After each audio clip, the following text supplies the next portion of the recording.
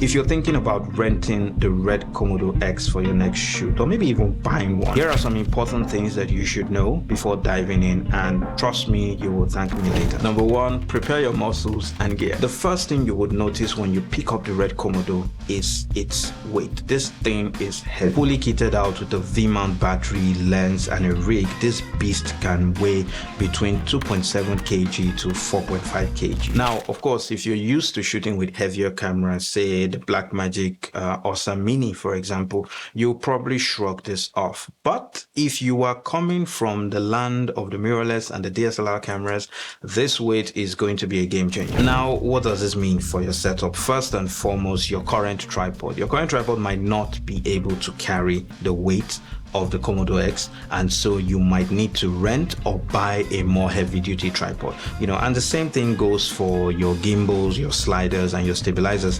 Whatever accessory, whatever support gear that you're going to be using on your shoot, you have to make sure that it's going to be able to carry the weight of the Komodo X. It's kind of like upgrading to a heavyweight boxer. You're gonna need better gear in order to keep up. Number two, bring your own shades. Here's the deal: the Komodo X does not have internal ND filters. To be fair, RED cameras have traditionally relied on external ND filters in order to control light, with the exception though of the V Raptor. So this is something that you have to plan for. Internal NDs would have been nice, but nope, you're going to have to go old school. So if you are planning to shoot in some really bright conditions like outside and exterior scenes, then you would need to buy or rent a set of ND filters to go with this camera. Otherwise, your footage will be looking more like an overexposed vacation as opposed to a cinematic masterpiece. If you like this content, please take a moment to subscribe and drop a comment.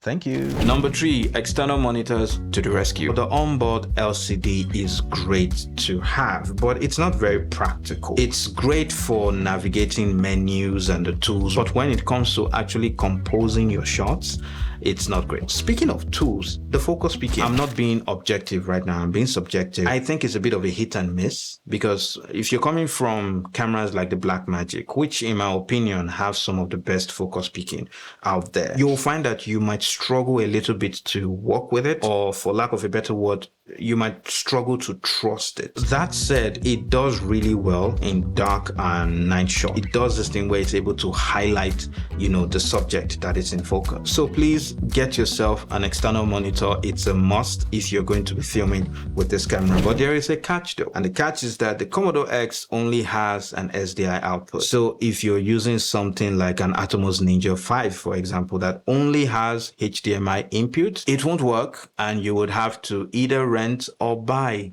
another monitor that supports SDI connection. Now, of course, there are a ton of monitors out there that you can try, but two great options are the Portkeys BM5 III and the Small HD Indy 7. Number four, the RED Magic. The Komodo X's dynamic range and colors are undeniably impressive. Even while shooting, just looking at the LCD, you would notice how much more rich and vibrant the colors are. The camera just screams high-end cinema, from the moment you hit record. Now, it's not like other cameras don't have great dynamic range and colors. For example, I paired the RED Komodo X with my old Sony a6300 camera, and both of them produced solid results. However, the RED just has that cinematic edge in how it handles the highlights and shadows with finesse, that gives it a very polished pro level look. And then of course there's the 16-bit colors